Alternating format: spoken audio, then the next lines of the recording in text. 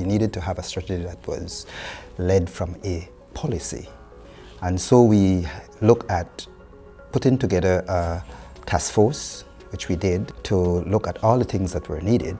And the task force that we put together was one that was sort of whole of society engaged. The strategy took a few years. It was not just something that happened overnight. We had non-governmental organizations, civil society, there were these private organizations. We had the banking systems, the PUC was also a part of this whole process. And we thought that it was necessary to have that configuration. We designed the National Cybersecurity Symposium. It was perhaps the biggest such event ever held in Belize. It lasted for a week. We wanted to establish the National Cybersecurity Task Force, which we did on the last day of the symposium. And that task force has been working ever since. It has grown in membership and in representation from all sectors of society. It is really the work of that task force that has led us here today with respect to the National Cybersecurity Strategy launch. Cyberspace is another realm of security that's here to stay. And just as in the past, we have identified land, sea, and air as a focus for security development, now we have to include cyberspace.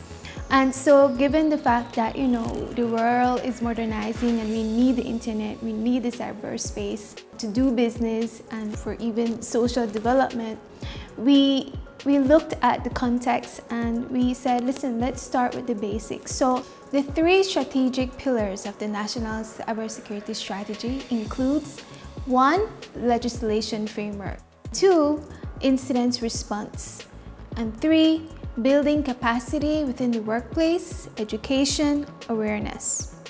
The strategy in this security context, right, is important because it guides the policy, and rules that are needed to protect our cyber infrastructure, communication equipment, our vital utilities like communication, electricity, water, banking, and education institutions. We play a vital role in educating the public of the dangers in cyberspace and ways for the public to protect themselves using technologies like anti-malware, using legitimate or open source software, avoiding the use of pirated software is very important, right? Pirated software generally contains malware, spyware, and keyloggers, right? So when people are using those type of software, then they compromise themselves, right? There's so many different aspects of cybersecurity. It's not something that should necessarily scare you, but you should have, the same way you have a security protocol for yourself in how you get in and out of your house, you lock your windows, lock your doors, the same way you need to have a similar protocol online. We generally take things for granted, and it's not till something seriously happens that we kind of look back and see, well, my phone was hacked and all my pictures are gone. And I'm being held at ransom because some of those pictures were compromising. Cybercrime is committed by organized companies, for the most part, that sell their services to invade your system. So we try to work with schools and other small businesses who do not have their own professionals on staff.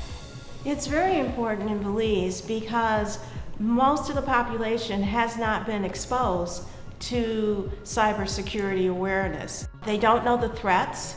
They don't know what to do if they are a victim of some type of cybercrime.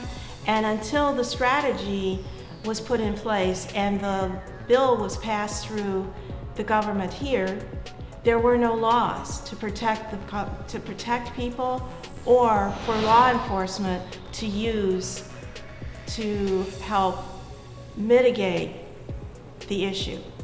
The National Cybersecurity Strategy for Belize is important in the sense that all are at stake. Everyone has a part to play. CITO has established and implemented the ISO 27001 standard, which is an international standard for information security management system. With this standard, CITO has been able to put together policies and procedures in documented forms, promulgated and enforced these policies and procedures. The ISO 27001 allows for international audited compliance. This simply means that there are standards in place for information security and, in turn, cyber security. With these standards, we have been able to create a resilient internet infrastructure for the government of Belize.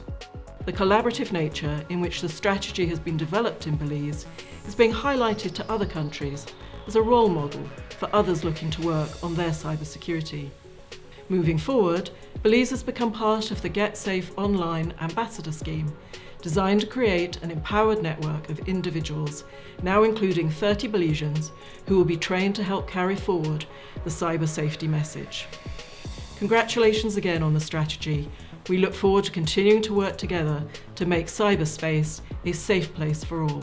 This effort, both the development of the strategy and this launch event, clearly demonstrates Belize's commitment to strengthen its cybersecurity capacities. And so I'd like to start by thanking the government of Belize for their efforts in this field and for inviting the OAS to be a part of the process.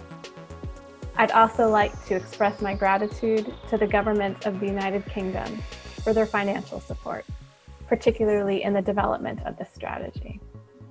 I'm proud to say that the government of Belize and the OAS have worked together for nearly 10 years to address cybersecurity readiness on a number of different fronts. We've organized numerous training events and workshops and have helped to develop and implement confidence-building measures, all of which have been designed to better protect Belizeans in the digital space.